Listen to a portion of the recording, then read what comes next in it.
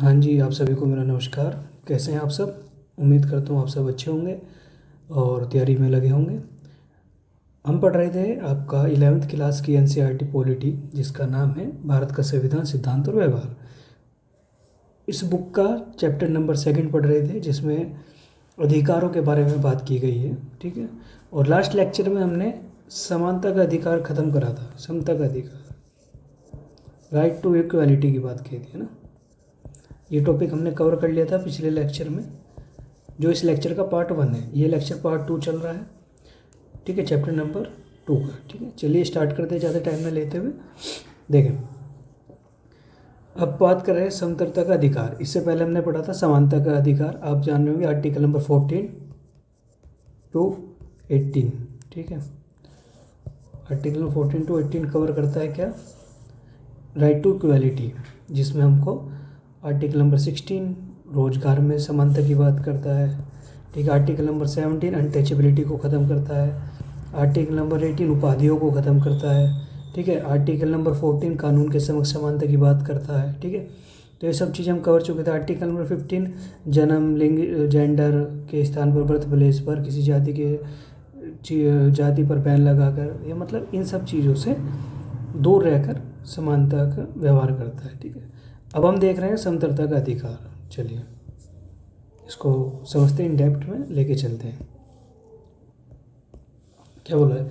किसी भी लोकतंत्र में समानता समतलता सबसे महत्वपूर्ण है, बात हकीकत है। आप समझ रहे होंगे, हमारा इंडिया डेमोक्रेसी है। यहाँ पे हमको डेमोक्रेसी मिली है किस चीज़ की? मतलब डेमोक्रेसी में हमको मिला गया है।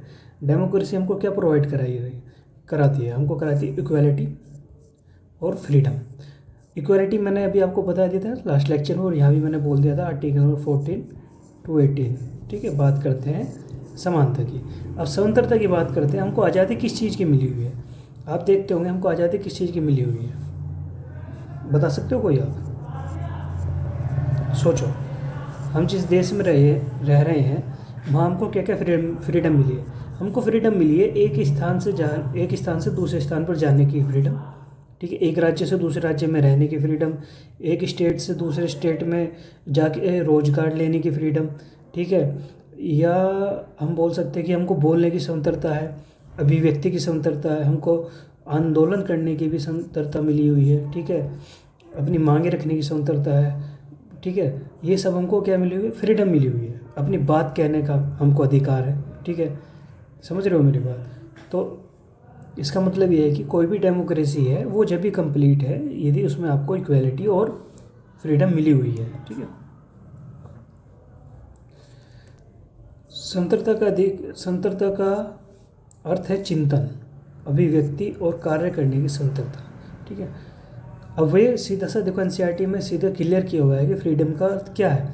फ्रीडम का अंतर है चिंतन। चिंतन मतलब गहन सोच करना। ठीक है, चिंतन करना मतलब कि क्या सही है क्या गलत है, इसकी हमको फ्रीडम मिली हुई है। अभिव्यक्ति की फ्रीडम है। अभिव्यक्ति मतलब हमको बोलने का अधिकार है, एक स्थान से दूसरे जाने तक का हमको अधिकार मिला हुआ है। ठीक है, दूसरी कार्य करने की स्वतंत्रता है। हमको मान लो कोई बिजनेस करना है किसी भी चीज़ का, बट वो कानूनी रूप से उचित होना चाहिए। क्या करना होना चाहिए? उचित होना चाहिए। कार्य करने की स्वतंत्रता हमको मिली हुई है। हमको आंदोलन करने की स्वतंत्रता मिली हुई है। एक बात ध्यान रखना, कहीं भी यदि हड़ताल आ जाए कि हमको क्या हड़ताल का राइट मिला हुआ है, तो हमको नहीं। हड़ताल का राइट फ्रीडम में हड़ताल का जो राइट है वो कैसा राइट है? वो ये कानूनी राइट है। कैसा है? कानूनी राइट है, ना कि फंडामेंटल राइट है। ठीक है, ये मूल अधिकार नहीं है हड़ताल करना। हड़ताल करना था कानूनी अधिकार में, ना कि मूल अधिकार में। ठीक है, हाँ, आप लोग शांतिपूर्वक एक बैठक के द्वारा एक या कुछ लोग, चंद लोग मिलकर शांतिपूर्वक अपनी मांगे रख सकते हैं। इस चीज़ की हमको फ्रीडम मिली हुई है स्वतंत्रता के अधिकार में। ठीक है, ध्यान रखना। आगे बढ़ते हैं। लेकिन एक बात का ध्यान रखना, मैंने आपको बताया था हर चीज़ में एक लिमिटेशन होती है। ठीक है, यदि कोई भी चीज़ में आप बोलोगे ना, किसी चीज़ की क्या बोलते हैं उसको, बोलते तो हैं अति, किसी चीज़ की अति होना नुकसानदायक भी होता है। ऐसी फ्रीडम है। फ्रीडम का मतलब ये होना चाहिए कि आपको जो भी फ्रीडम है वो एक कानूनी दायरे में मिली हुई है। ठीक है, लेकिन इसका मतलब ये नहीं है कि लेकिन फ्रीडम का अर्थ यह नहीं है कि हम जैसा चाहें वैसा कर लेंगे। मान लो यदि ऐसे होने लगा तो हर चीज़ ख़त्म होने लगेगी। सपोज दैट, इसका एक एग्जांपल देता हूँ। आर्टिकल नंबर 17, आप बताओ आर्टिकल नंबर 17 क्या है? पढ़ा होगा आपने, उम्मीद करता हूँ। आर्टिकल नंबर 17 होता है आपका कि अस्पृश्यता, अनटचेबिलिटी को एबोलिश करना, ठीक है। छुआछूत के नाम की चीज़ जो हो रही है उसको ख़त्म करना, ठीक है। ये आता है किसमें? समानता के अधिकार में, समता के अधिकार में, जिसको बोलते हैं समानता का अधिकार, ठीक है। अब मान लो हर आदमी को यदि अब मान लो हर आदमी को अपने मन चाहे जैसा चाहे वैसा करने की फ्रीडम मिलने लगी, तो भाई फिर तो दलितों के साथ वही होगा, अनटचेबिलिटी जैसा चल रहा था, नीची जात ऊंची जात वो वाला और बढ़ावा मिलेगा, क्योंकि उनको ये फ्रीडम मिल गई ना कि हम जैसा चाहे वैसे करने लगे। यदि इस नाम की फ्रीडम होने लगी तो फिर तो कानून का और कानून का कोई मतलब ही नहीं रहा, समझ रहे हो? संविधान का कोई मतलब नहीं रहा। इसलिए हमें जो फ्रीडम मिली हुई है वो भी एक आपको लिमिटेशन के द्वारा मिली हुई है, ठीक है। अभी देखो, यदि ऐसा करने की इजाज़त दे दी जाए कि अपना मन चाहे जैसा मन हो वैसा करो, वो बोला ना जैसा चाहे वैसा कर रहे हो, यदि ऐसी हमको आज़ादी दे दी जाए तो बहुत सारे लोग अपनी आज़ादी का आनंद उठाने के लिए ठीक है, दूसरों पर दबाव डाल देंगे, दूसरे वंचित हो जाएंगे, समझ रहे हो? बहुत सारे लोग अपनी आज़ादी का आनंद उठाने से वंचित हो जाएंगे। मतलब जो अमीर होगा वो गरीब को दबाने लगेगा, ठीक है। क्या लगेगा? इसके हक मारने लगेगा गरीब का।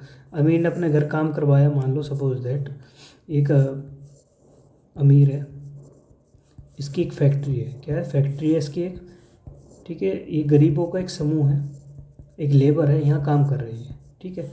अब काम कर रही है तो उसको भाई इनकम भी तो चाहिए। यदि अमीर को ये फ्रीडम हो जाएगी भाई जैसा है तू ऐसा कर, तो मान लो अभी अमीर है, इसके पास पावरफुल लोग हैं, गन है, वेपन है, सब है, ठीक है। ये अपनी दबंगई के आधार पर गरीबों को क्या करवा रहा है? अपनी फैक्ट्री पे काम करवा रहा है, ठीक है। क्योंकि वो बोला गया ना कि मान लो यदि ऐसी फ्रीडम मिल जाए कि जैसा मन चाहे ऐसा करो, तो उसने अपने मन चाहे ही करवा ले काम।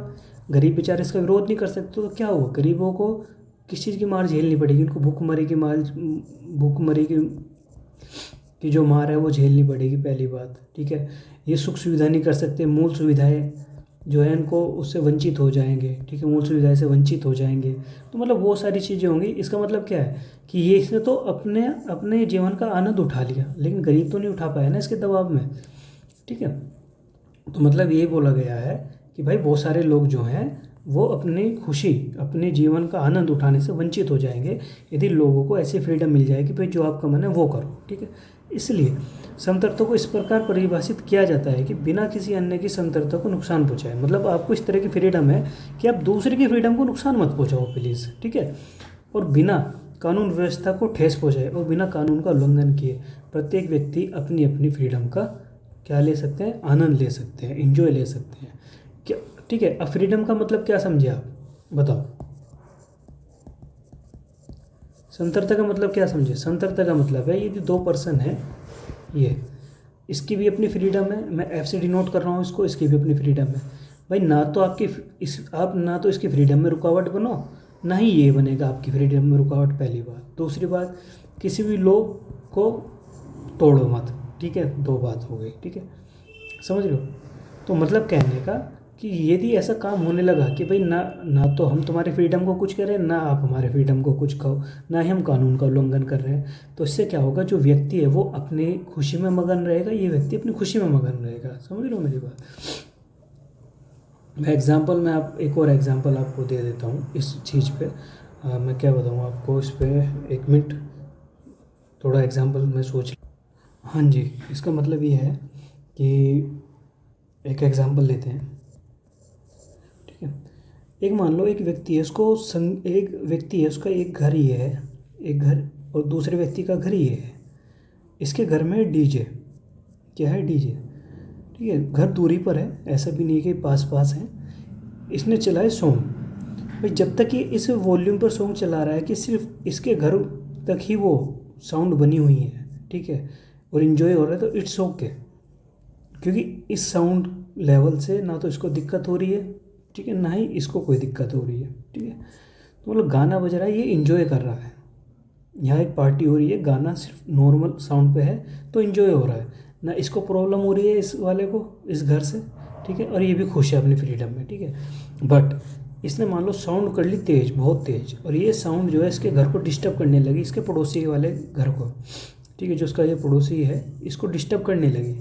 तो क्या हुआ, जब डिस्टर्ब करने लगी तो कहीं ना कहीं इसने इसकी फ्रीडम को क्या करा, ये मान लो इधर बुक पढ़ रहा है, क्या पढ़ रहा है, बुक पढ़ रहा है, ठीक है, और साउंड की वेव आने लगी, साउंड बहुत तेज कर दिया इसने, तो उसको क्या कर दिया, डिस्टर्ब कर दिया, जो ये बुक पढ़ रहा है आदमी। जब इसको डिस्टर्ब कर दिया तो उसकी फ्रीडम का क्या हुआ, फ्रीडम का हनन हुआ, लॉस हुआ, ठीक है, क्योंकि आप इसके काम में बाधा बन चुके हो। आपकी फ्रीडम, जो आप ये फ्रीडम मिली हुई है आपको गाने सुनने की, आपने इतनी साउंड तेज करी कि इसकी जो बुक पढ़ने की फ्रीडम है उसको क्या कर दिया, डिस्टर्ब कर दिया, ठीक है।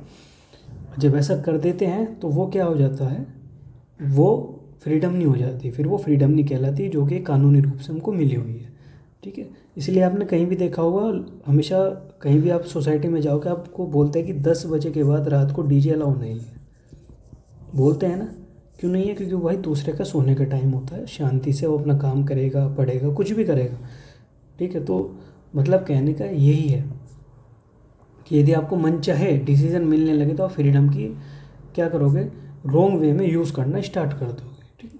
चलिए आगे बढ़ते हैं। देखो अब एक और,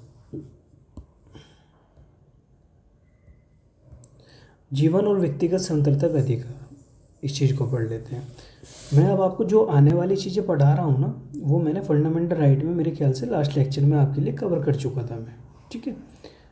और ज़्यादा से ज़्यादा एग्जांपल मैंने फंडामेंटल राइट के वहाँ दे दिए थे आपको, बस यहाँ आप उन चीज़ों को समझ लीजिए, ठीक है। चलिए, जीवन और व्यक्तिगत स्वतंत्रता का अधिकार, किसी भी नागरिक को कानून द्वारा निर्धारित प्रक्रिया पालन के बिना उसके जीवन और व्यक्तिगत स्वतंत्रता से वंचित नहीं किया जा सकता। पहली बात तो ये, भाई कोई भी सिटीज़न है इंडिया का, ठीक है, उसको कानून के द्वारा ही उसके जीवन, जो उसकी लाइफ की और जो उसकी पर्सनल जो फ्रीडम है उससे वंचित नहीं किया जा सकता। पहली बात तो इसका मतलब ये है कि सभी व्यक्ति, इसका मतलब है किसी भी व्यक्ति को बिना कारण बताए गिरफ्तार नहीं किया जा सकता, एग्जाम्पल के तौर पर, ठीक है।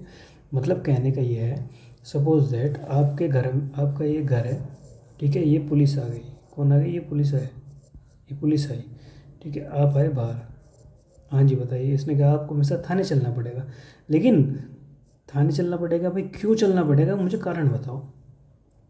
ये व्यक्ति तो बोलेगा ना, भाई मान के चलो ये दो व्यक्ति, एक व्यक्ति है, एक व्यक्ति है, ये अपने घर में है, ये पुलिस आ गई, कौन है, ये पुलिस, ये घर आ गई, इसके बोले भाई तुम्हें मेरे साथ थाने चलना होगा, इसका राइट बनता है कि पुलिस से पूछे कि भाई मुझे थाने क्यों जाना होगा, किस काम में जाना होगा, किस जुर्म में जाना होगा, मैंने किस कानून का उल्लंघन किया है, और पुलिस का राइट बनता है कि वो इसको बताए, ठीक है। तो मतलब कहने का ये है कि किसी भी व्यक्ति को बिना कारण बताए गिरफ्तार नहीं किया जा सकता, ठीक है। यदि कर भी लेते हैं, यदि गिरफ्तार कर भी लेते हैं, गिरफ्तार किए जाने पर भी यदि कर भी लिया है गिरफ्तार, तो व्यक्ति को राइट है अपने पसंदीदा वकील के माध्यम से अपने बचाव करने का अधिकार इसको मिला हुआ है, ठीक है। और जो भी दोषी है या जिस पर संदेह है, जिसको गिरफ्तार किया गया, उसको 24 घंटे के अंदर अंदर मजिस्ट्रेट के सामने पेश करने का क्या होता है, पेश करना चाहिए, ठीक है। किसी भी व्यक्ति को जिसको गिरफ्तार किया गया उसको 24 घंटे के अंदर अंदर मजिस्ट्रेट के सामने पेश करना ही पुलिस की जिम्मेदारी होती है, ठीक है। और मजिस्ट्रेट ही इस बात का डिसीजन लेगा कि गिरफ्तारी उचित है या नहीं है, इसमें पुलिस नहीं लेती है, मजिस्ट्रेट लेती है कि गिरफ्तारी उचित है या नहीं है, ठीक है। चलिए आगे बढ़ते हैं। न्यायालय ने माना कि जीवन के अधिकार का अर्थ है कि व्यक्ति को आश्रय और आजीविका भी अधिकार हो, क्योंकि इसके बिना कोई व्यक्ति जिंदा नहीं रह सकता। सिंपल सी बात है, हमारे जो कोर्ट है, सुप्रीम कोर्ट है, ठीक है, उसने माना है कि भाई देखो, जैसे हमको जीवन के अधिकार है, हमको जीने का, जीवन जीने का अधिकार है, जिसमें हमको फ्रीडम मिली हुई है, समानता मिली हुई है, सब कुछ मिला हुआ है, बट एक बात का ध्यान रखना, इसका मतलब ये भी बोला है सुप्रीम कोर्ट ने कि भाई जो जीवन का अधिकार है, इसका अर्थ है कि व्यक्ति को एक तो रहने का और उसको अपनी आजीविका चलाने का भी अधिकार है, ठीक है, समझ रहे हो, अधिकार हो, क्योंकि इसके बिना कोई जिंदा नहीं रह सकता। मतलब गवर्नमेंट का ये राइट बनता है कि भाई गवर्नमेंट कोई ऐसी स्कीम लाए कि जिसमें जो गरीब है, जो सड़क पे रह रहे हैं लोग, जो गरीब गुरबा हैं, उनको मकान बना के दिया जाए। पहली बात तो ये, ठीक है। वे गरीब है, मांग तांग के बेचारे खा रहे हैं, जैसे भी कर रहे हैं, अपनी स्थिति के बेचारे स्थिति परिस्थिति के सामने लाचार हैं, ठीक है। तो गवर्नमेंट का बनता है कि यदि उनको जब जीवन का अधिकार मिला है तो कम से भी कम उनको इतना अधिकार तो मिले कि वो अपने जीवन से खुश हो कि हम जी रहे हैं। उसके लिए वे जो हादसे पे लोग पड़े, जो सड़क पर लोग पड़े हैं ये, ठीक है, इनको घर बना के दिया जाए। पहली बात तो ये, गवर्नमेंट कोई ना कोई एक ऐसी स्कीम लाए कि इनको रोज़गार मिले। क्या मिले? रोज़गार मिले। एग्जाम्पल के तौर पर आपको पता होगा हमारी मनरेगा योजना, मनरेगा योजना जो गांव वालों को ग्रामीण क्षेत्र में दी जाती है 100 दिन के काम में, 100 दिन का काम देने की गारंटी बात होती है इस योजना में, ठीक है। समझ रहे हो? ऐसे ही बहुत सारी स्कीम्स लाई है गवर्नमेंट भी, जैसे पीएम आवास विकास योजना, इस तरह से ना, समझ रहे हो? तो मतलब कहने का कि भाई न्यायालय ने भी माना है कि जब हम जीवन का अधिकार दे रहे हैं तो कम से कम ऐसा तो दे कि जो गरीब लोग हैं, जो पिछड़े लोग हैं, जो हादसे पे पड़े लोग हैं, उनको मकान का और अपनी आजीविका चलाने का भी अधिकार, ठीक है। चलिए अब बात करते हैं निवारक नज़रबंदी की बात करते हैं, ठीक है। निवारक नज़रबंदी क्या है? मतलब आप ये मान के चलो, मैं इसको एक एग्जांपल की तरह बता रहा हूँ। सपोज दैट हमको पता है कि भाई कैसे बताऊँ मैं आपको, एक एग्जांपल लेके मैं बता रहा हूँ निवारक का। देखो, निवारक जो नज़रबंदी है वो आर्टिकल नंबर 22 में आती है, 22 में आती है, ध्यान रखो। पहली बात तो ये, ठीक है। अब एक एग्जांपल बता रहा हूँ, मान लो एक बंदा है ये, ठीक है, इसको कई बार रैलियों में देखा गया, जैसे चुनावी रैली होगी, धार्मिक रैली होगी, चाहे वो किसी भी धर्म की हो, किसी भी जाति की चुनावी रैली हो, इसको रैलियों में देखा गया। कहाँ गया? रैलियों में देखा गया, ठीक है। चाहे वो चुनावी रैली हो, चाहे वो किसी भी चीज़ की रैली हो, इसको नोटिस किया गया वहाँ, ठीक है। अब होता यह है कि भाई कहीं से पता चला पुलिस वालों को, क्या ये पुलिस है, ठीक है, पुलिस वालों को पता चला भाई इस एरिया में दंगे होने वाले हैं। क्या होने वाले हैं? दंगे होने वाले हैं, ठीक है। और जो दंगे होने वाले हैं वो कोई धार्मिक, किसी भी धर्म की, मान लो कोई धार्मिक रैली है या चुनावी रैली है, उसका कोई सदस्य करने वाला है। अब ये बंदा कई बार नज़र में रहा है पुलिस के, पहली बात तो ये। और ये रैलियों को संचालित भी करता था कोऑर्डिनेटर के रूप में, ठीक है।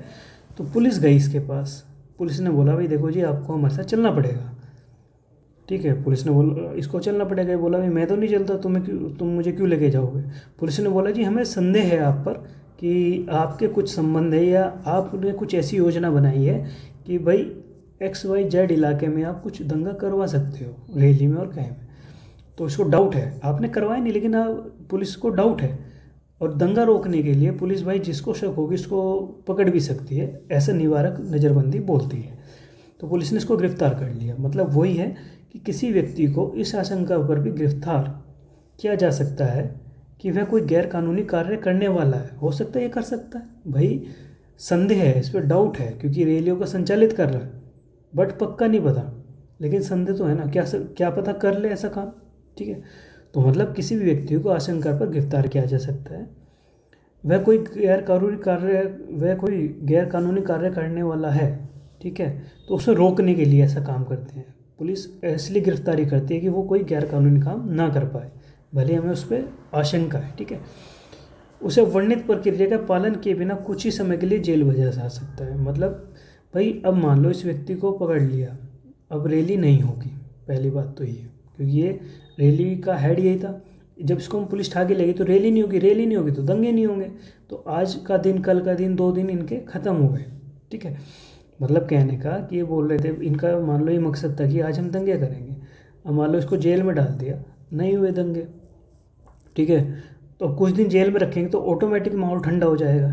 तो मतलब कहने का है कि भाई जो प्रक्रिया बताई थी, ऊपर हमने प्रक्रिया बताई थी ना, ये आपको मैंने प्रक्रिया बताई, किसी भी नागरिक को मतलब ऐसे बिना कारण बताए गिरफ्तार नहीं किया जा सकता, ठीक है। पसंदीदा वकील द्वारा बचाव करने का अधिकार है। बट निवारक नज़रबंदी जो आर्टिकल नंबर 22 के अकॉर्डिंग आती है, जो कि संदेह के आधार पर व्यक्ति की गिरफ्तारी करते हैं, उसमें सीधा लिखा हुआ है कि आप भाई बिना प्रक्रिया पालन के भी संदेह वाले व्यक्ति को कुछ समय के लिए जेल भेज सकते हैं। ठीक है, इसको बोलते हैं निवारक नज़रबंदी कहते हैं। ठीक है, अर्थ यह हुआ है कि यदि सरकार को लगे कि कोई व्यक्ति देश की कानून व्यवस्था और शांति और सुरक्षा के लिए खतरा बन सकता है तो वह उसे बंदी बना सकती है। ठीक है, लेकिन निवारक नज़रबंदी अधिकतम 3 महीने के लिए नहीं हो सकती। मान लो अब ये व्यक्ति है, इस व्यक्ति को सिर्फ हम 3 मंथ के लिए रख सकते हैं, जिसमें हमें संदेह था इसको। ठीक है, कब तक के लिए? 3 मंथ के लिए, बस 3 महीने के लिए ही रख सकते हैं, इससे ज़्यादा नहीं रख सकते हैं।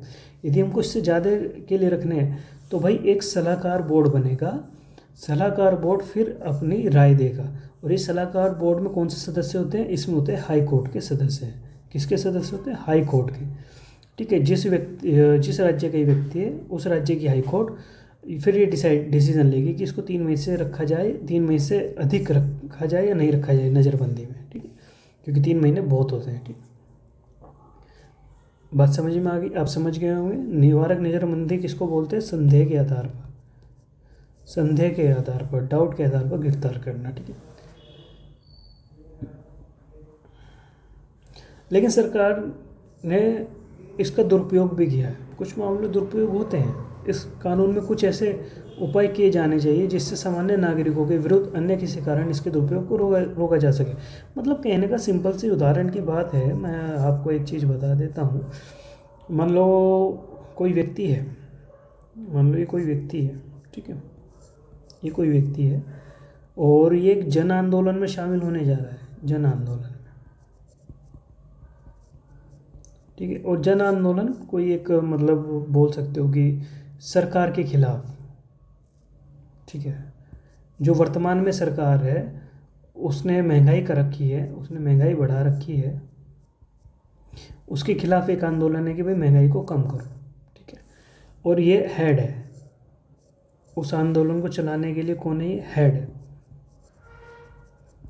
अब सरकार क्या करेगी? अपनी पुलिस भेजेगी, क्योंकि पुलिस किसके अंडर में? गवर्नमेंट के अंदर में। गवर्नमेंट ने पुलिस भेजी, पुलिस को बोला यार इसका करो, इसको साले को पकड़ लो। ठीक है, सॉरी फॉर ये बैड वर्ड, सॉरी।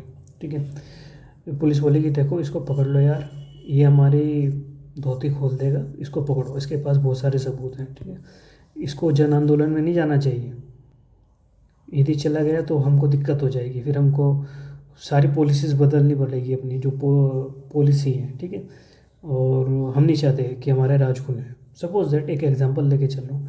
तो पुलिस गई, पुलिस ने कहा चाहिए आपको हमारे साथ जेल में चलना पड़ेगा, हमारे साथ आपको थाने चलना पड़ेगा।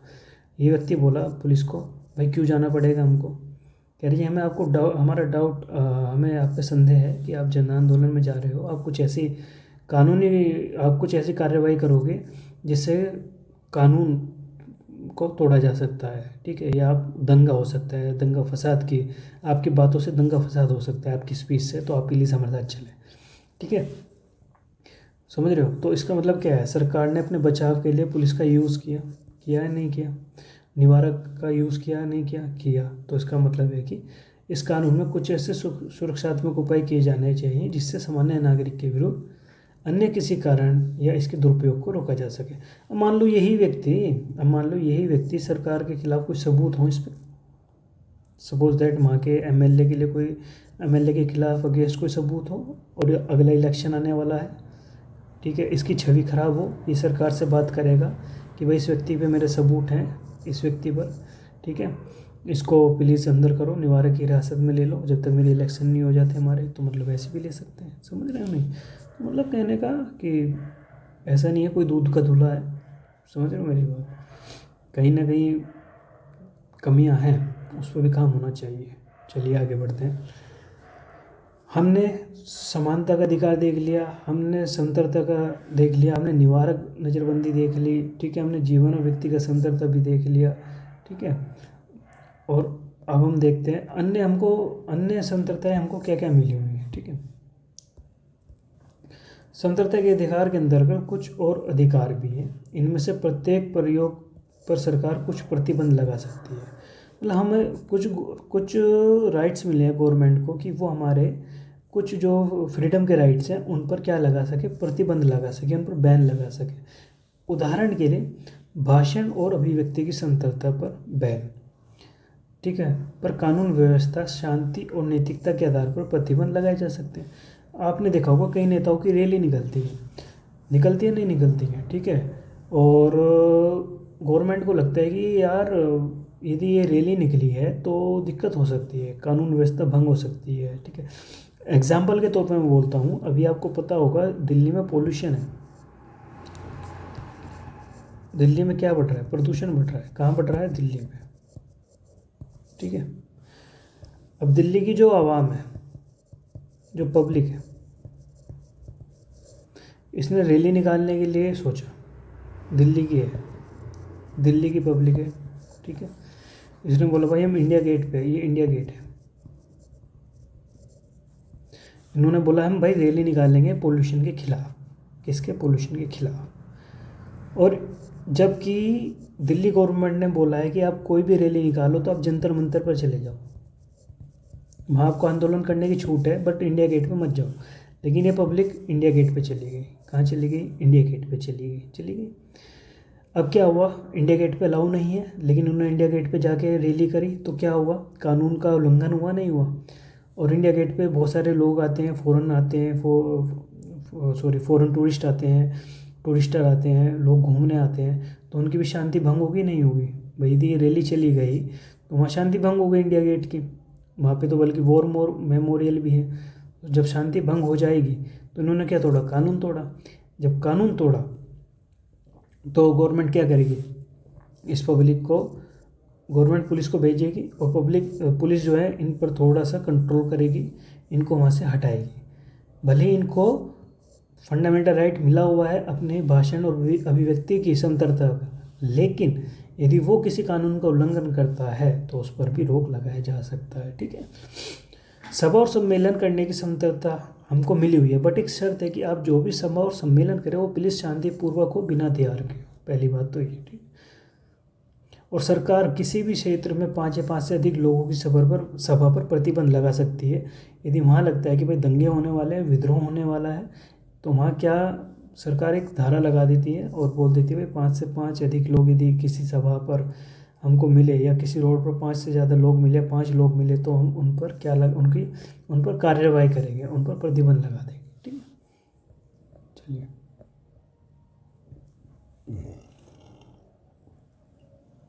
देखो, आरोपी या अभिव्यक्ति के अधिकार, जो आरोपी है जिसको पकड़ा गया है, चाहे वो दंड के रूप में पकड़ा, दंड निवारक के रूप में पकड़ा, दंड कानूनी कार्यवाही के रूप में पकड़ा गया है, निवारक कानून, देखो 2 प्रकार की कार्यवाही थी, एक दंड, कठोर दंड, कानूनी कार्यवाही, कठोर दंड, कानूनी कार्यवाही, एक होती है निवारक कार्यवाही। मैंने निवारक आपको बता दिया, ये संदेह के आधार पर होती है, जब डाउट होता है। कठोर दंड कानूनी कार्यवाही वो है जब पता चल गया कि भाई इसने जुर्म किया है, साबित हो चुका है, कोर्ट ने उसकी सज़ा भी सुना दी है, ठीक है। ये होता है डाउट पर कि ये ऐसा करने वाला था, इसको हमने रोक दिया, ठीक है, ये इस पर डाउट था कि ये मर्डर करने वाला है। लेकिन ये जो है इसने मर्डर कर चुका है और इसके खिलाफ सबूत पेश भी हो गए हैं और कोर्ट ने इसको सज़ा भी सुना दी है, उसको बोलते हैं कठोर कानूनी दंड, जो वास्तविकता में काम हो चुका है, ठीक है। अभी देखते हैं आरोपी के अधिकार क्या क्या है। न्यायालय में निष्पक्ष मुकदमे के लिए संविधान 3 प्रकार के अधिकारों की व्यवस्था करता है। पहले ये आर्टिकल नंबर 20 में आता है, ये जो मैं बात आने वाला हूँ ना आपको, ये पार्ट है आर्टिकल नंबर 20 का, ठीक है। 2 सिद्धि से संरक्षण इसका नाम है, 2 सिद्धि से संरक्षण, ठीक है।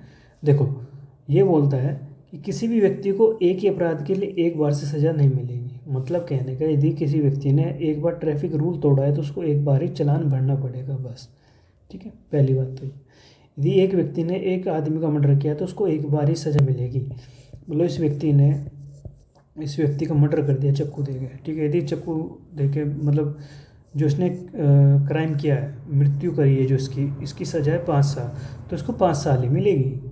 ये नहीं कि मतलब अपनी इच्छा से कुछ ही दे दोगे, ठीक है। दूसरी बात, कोई भी कानून किसी भी ऐसे कार्य को जो उक्त कानून लागू होने से पहले किया गया हो अपराध घोषित नहीं कर सकता। मतलब ये है कि मान लो कि कैसे बताऊँ, मान लो कंप्यूटर हैकिंग है, कंप्यूटर हैक करना या मोबाइल हैक करना। मान लो किसी ने मोबाइल हैकिंग या कंप्यूटर हैकिंग 2003 में 2003 में कर दी। कब करी? 2003 में। बट इंडिया में जो इंडिया में कानून आया, मान के चलो आईटी एक्ट आया, मैं इसको मान के चलता हूँ 1999 में ऐसा काम कर दिया, ठीक है। लेकिन हमारे यहाँ इंडिया में आईटी एक्ट आया 2000 में, सन 2000 में, ठीक है। जिसने ये काम 1999 में किया होगा, 99 में किया होगा, उसको सज़ा 2000 में नहीं मिलेगी, क्योंकि इस पर तो कानून अब बना भाई। आईटी एक्ट जो हमारा कानून है, इंफॉर्मेशन एंड टेक्नोलॉजी एक्ट जो कानून है, वो 2000 में आया सन। और जबकि किसी व्यक्ति ने ऐसा काम हैकिंग पैकिंग का करना, कंप्यूटर को हैक करना, मोबाइल को हैक करना, ये काम तो 1919 में कर लिया था, ठीक है। बट कानून तो अब आया ना 2000 में, इस व्यक्ति को इसलिए सज़ा नहीं मिलेगी जिसने काम ये 1999 में किया है। मतलब कहने का, कोई भी कानून किसी भी ऐसे कार्य को जो कानून लागू होने से पहले किया गया अपराध घोषित नहीं कर सकते। ये क्राइम नहीं है, क्योंकि इसे क्राइम इसलिए नहीं कहा गया क्योंकि जब इसने काम किया था, जब तो कोई क्राइम लॉ था ही नहीं, जब तो इसके बेस पे कोई लॉ बना ही नहीं था इस आधार पर, या इसके लिए कोई लॉ था ही नहीं, तो इसने कोई लॉ तोड़ा ही नहीं। जब लॉ नहीं था तो ये क्राइम कैसे हुआ? यानी क्योंकि लॉ तो बना सन 2000 में, काम इसने करा हैकिंग का 1999 में, ठीक है। और हैकिंग करना इंडिया में सन 2000 से इलीगल हुआ, समझ रहे हो? तो इसलिए इसको सजा नहीं मिलेगी। दूसरी बात, किसी भी व्यक्ति को खुद के विरुद्ध साक्ष्य होने के लिए नहीं कहा जा सकता। मतलब आप देखो, आपको पुलिस पकड़ के लेगी, एक जेल में बंद करा, आपको देखा होगा एक वाइट पेपर दिया, एक पेन दिया, बोला कि इस पर लिखो कि मैंने जुर्म किया है, लिखो मैंने जुर्म किया है, जबकि आपने जुर्म किया नहीं, समझ रहे हो? आप पर जोर देने लगे, तो पुलिस को अधिकार नहीं है कि आपको फोर्स करे खुद के लिए गवाही देने के लिए, समझ रहे हो? और आपने यहाँ गवाही दे भी दी ना, आपने लिख दिया इस पेपर पे कि हाँ जी मैंने क्राइम किया है, भले आपने नहीं किया, बट पुलिस ने आपको डंडा मारा, आपको खूब पीटा छेता, ठीक है, तो फिर आपको ज़बरदस्ती करना पड़ा। लेकिन जब आप पेश हो गए कोर्ट में, कहाँ? कोर्ट में, मजिस्ट्रेट के सामने, तो आप जो ये गवाही दोगे ना इनके सामने, वो वैल्यूएबल होगी, ये नहीं होगी। आप कोर्ट को ये भी बोल सकते हो कि सर जो ये भी पर्चा मैंने, पुलिस ने आपको दिखाया है ना, ये पर्चा, ये मुझे मेरे दबाव बनाकर लिखवाया गया है, ठीक है। तो इसका मतलब आप समझ रहे हो, सिर्फ दबाव में नहीं आना है। चलिए, तो ये फ्रीडम हो गई।